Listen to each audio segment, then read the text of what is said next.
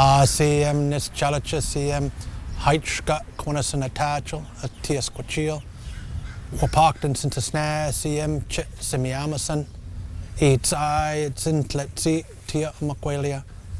First off, I'd like to just thank each and every one of you for being here today. My traditional name is Wapakton, my English name is Harley Chapel, and I just really want to raise my hands in gratitude to the City of White Rock for coming together to celebrate virtually our Indigenous Peoples Day here in our beautiful bay of Stapalix. So again, I just want to thank each and every one of you for coming out and participating. And really, you know, Aboriginal Day and Canada Day, my thoughts are with the find of the young people that were found in the Kamloops Indian Residential School, and really the prayer and the work that needs to happen to continue moving that forward. I just really want to appreciate the city for asking us to come forward and share a little bit of who we are as Semiahmoo people. Thank you all. Hi, I'm Darrell Walker, Mayor of the City of White Rock, and here we are at the beach on beautiful White Rock Beach.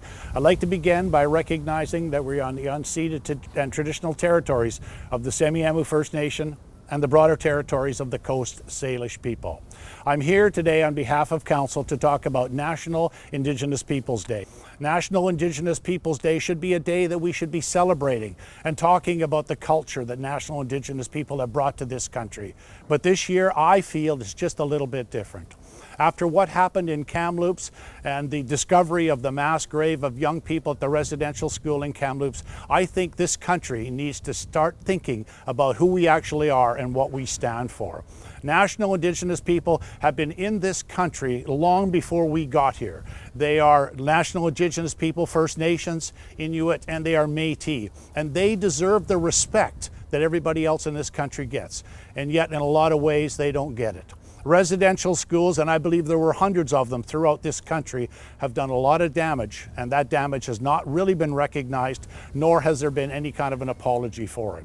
The last thing I want to say is a quote from Chief Harley Chapel, and I really appreciate this one. He said something to the effect that they say that fences make good neighbors. Well, he says what we need to do is sit down at a long table and we can become better neighbors because we'll talk to each other and learn about each other.